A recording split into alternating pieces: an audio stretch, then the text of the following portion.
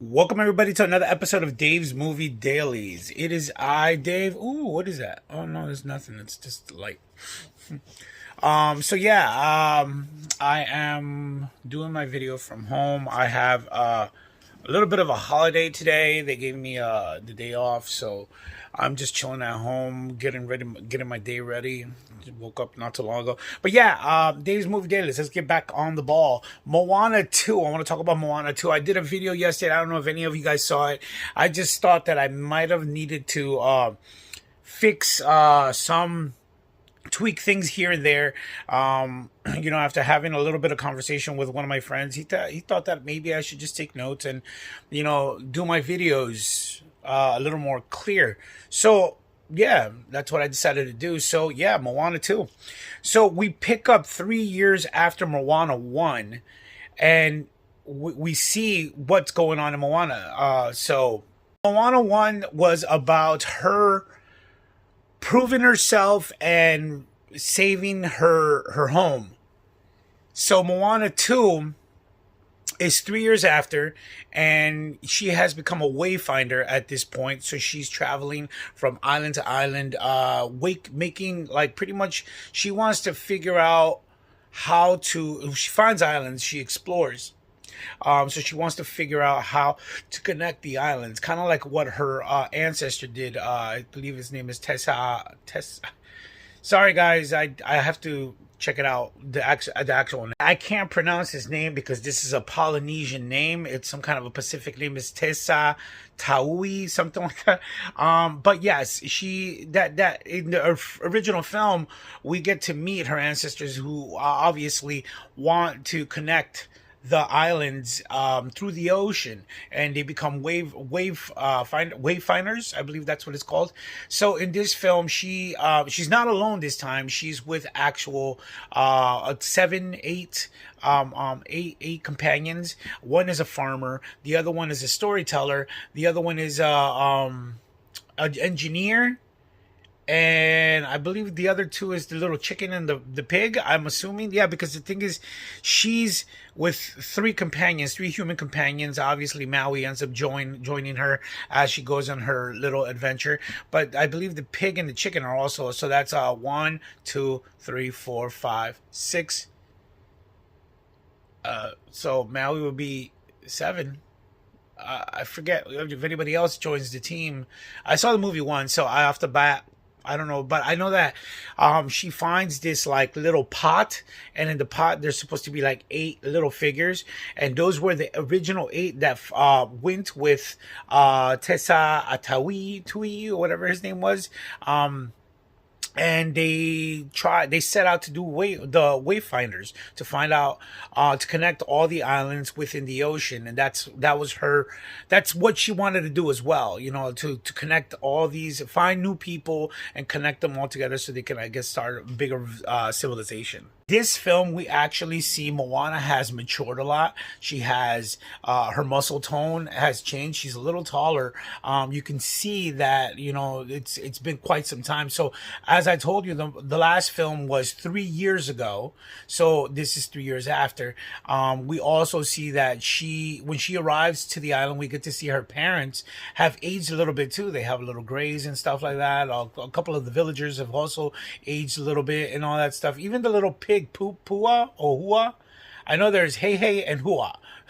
That's the little chicken and the pig. Even the little pig has aged a little bit, so that's pretty awesome. That little bit of detail that they added, the directors and the producers and all the people who did the people who did the CGI in Disney, they paid really close attention to the detail of what it would be like 3 years after the last adventure. As I stated, the first film was her she went out on a quest to save her home. In this one, she is out there exploring. She's a wayfinder, so she's trying to find and explore other islands and other stuff that she can connect to her island. Here's a little bit of information that you might have not known. This movie started off as a series. So they were going to get a little more intimate with us, getting to know who Moana and these characters were. And we were going to find out what happened between the timeline of the first film to to eventually, I guess maybe they were going to do a second one. But yeah, it was supposed to originally be a series. Unfortunately, it didn't go that way. I guess they realized there's too much rich story in this story right now. So let's forget about doing a series and let's make it into a film. It's kind of like what they've been doing with like Marvel. Sometimes some of these movies that break out into film or start off as series, like the War Machine, Armored Wars. The one that was supposed to be a TV series, but it's going to be a movie. But they do a lot of that stuff. They start realizing that there's so much story in there that they're like, you know what? Why don't we just make it into a feature film? And that's what they do. So yeah, Moana 2 started off as a TV series that was going to air on Disney Plus, but it ended up becoming a movie. Now, we all understand that character development is very important, because how are we supposed to care about characters that we really don't know where they came from? So, like, if we start seeing, like, Moana's little sister pops up out of nowhere, she's 3 years old. So we know that within the time allotted from the first film to this one, she was born. So we do see that she holds her sister into, like, high praise. So we start to understand that what did she go through that whole time period? What did the parents go through? What has Moana been doing since the last film to this one? She's a wayfinder now. She's more stronger. She's more agile. She has all these things. The movie starts off with her running through the forest doing all these acrobatics. So we start wondering what she did. Same thing with Maui. Why did he start in the pit of a stomach of some kind of a creature fighting some kind of not fighting, because he was like kind of like where Thor was in Thor Ragnarok. He was tied up. So we kind of want to know what happened in between that thing. So since we know that there's a third film in development, at the end of this movie, spoiler alert, if you guys don't want any spoilers, go watch the movie. You got 5 seconds. 5, 4, 3, 2, 1. There will be spoilers. You've been warned.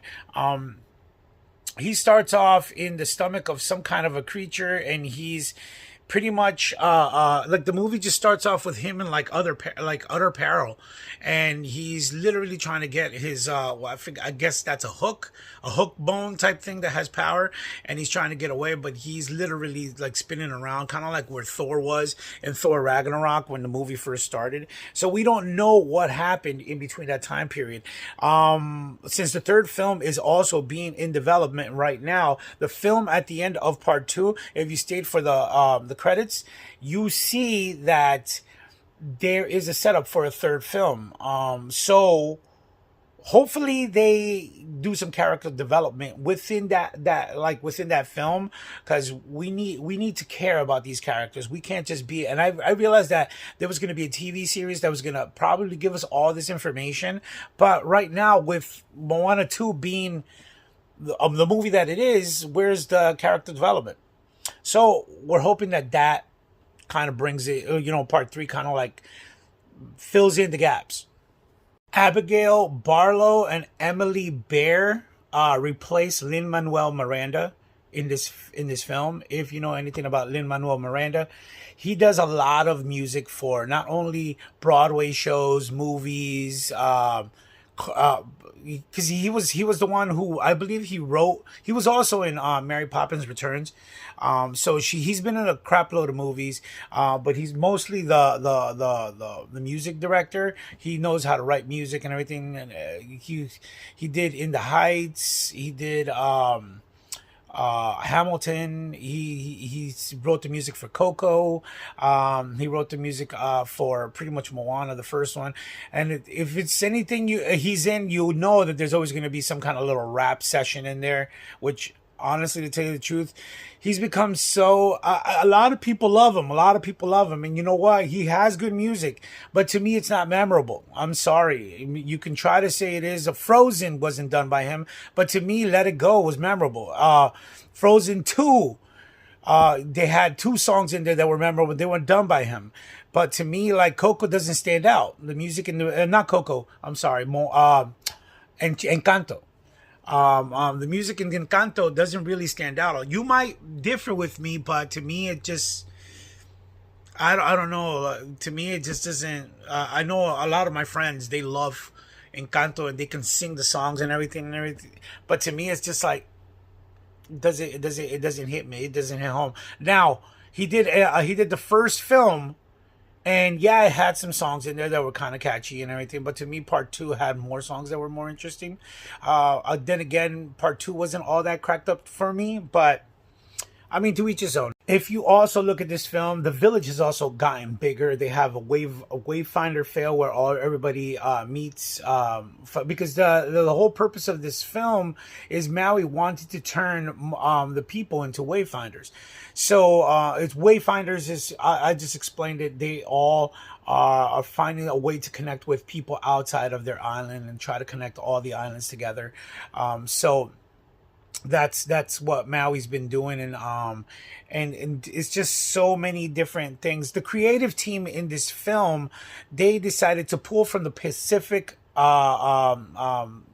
I believe the Polynesian or the Pacific people in real life and incorporate. That's why when you see this film, they are so on point with the outfits, the way of life, the civilization, all these different things that they do in this movie is very on point. If you actually do your research, the creative team decided they wanted to take out, and that's why they gave Moana a crew of people to see the different diversity of people of their time. So you got Moana, you got the farmer, you got the storyteller who actually wears this kind of like I guess you could call it a kill. I don't know. A kill is Scottish, but you kind of like this like shawl type towel around his waist, and in the towel there's a little turtle, and it's kind of reminiscent of the original film when they find the little turtle. You know, it was like a little nod to that.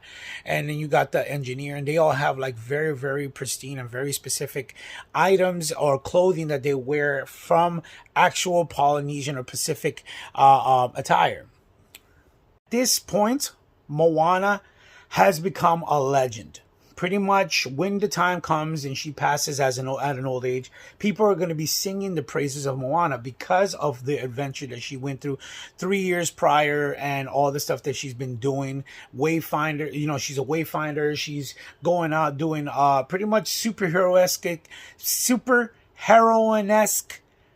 adventures and doing all this stuff. So even her little sister holds her in high praise. She wears the colors that she had in the first film, and at one point when the sister Moana takes her little sister to see the little raft that she used in the first film, the little sister looks at it with high praise and even recites some of the lines from the original film, pretty much acting like her sister's a hero, which she is for the Pacific people. So like I stated, Moana's purpose is to pretty much carry out her ancestors' Tawi, Tesa, I can't pronounce his name because it's very hard, but she wants to carry out her ancestors' idea or plan of pretty much connecting all the Pacific or Polynesian islands to get, you know, kind of like a whole civilization of people instead of like, she wants to meet people. She wants to get outside of just her little island. And the only way they can do that is to set sail, and they go on and through these adventures and so on and so on. Maui, when we first meet Maui, like I said, he's entrusted into this, I don't know what's going on at that point. We just know that we get some kind of a narrative from, this, I believe her name is Magandi. Sorry again. I'll check it out, see if I can pronounce the name, but her name is Matangi. So she fills him up with this like this narrative, and this is pretty much the setup for the whole movie.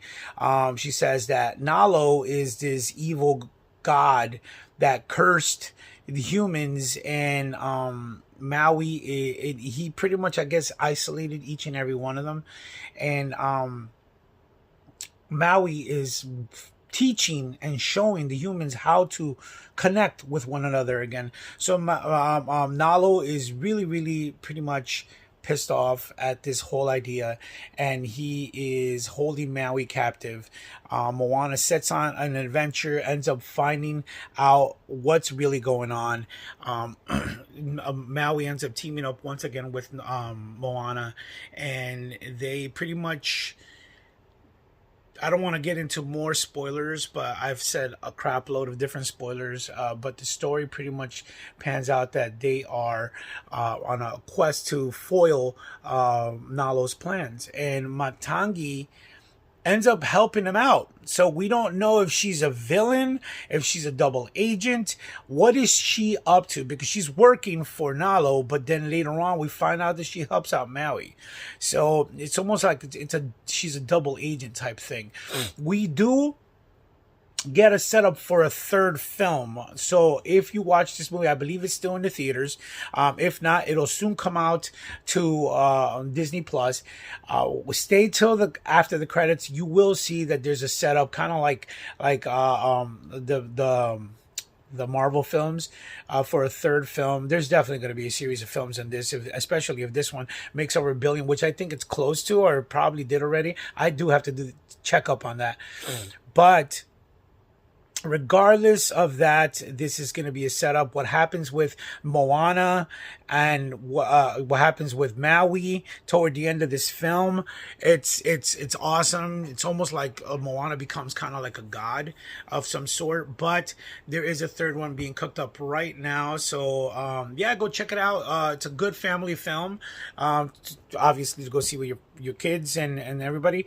To me, I give it. Wasn't my favorite, but I give it from 1 to 10. I give it like a 7. It did entertain me for the time that it was. I was sitting there. I laughed a couple of times and all that stuff. But this movie for me, it just fell on the wayside. Honestly, to tell you the truth, Moana's never been. I mean, but then again, I think Frozen's the only one that actually has caught me. WALL-E was another one that actually I enjoyed, from the Pixar Disney family and everything. I mean, I could tell you a series of other movies that I really liked, but Moana's never been. I just feel like they drop a cartoon movie and everybody's like, yay! And they go watch these movies and they hold it to side. Like Encanto. Encanto came out during the pandemic time. So yay! And to me, it was just mediocre. But yeah, this has been Dave's Movie Dailies. Stay tuned to the next one. Bye.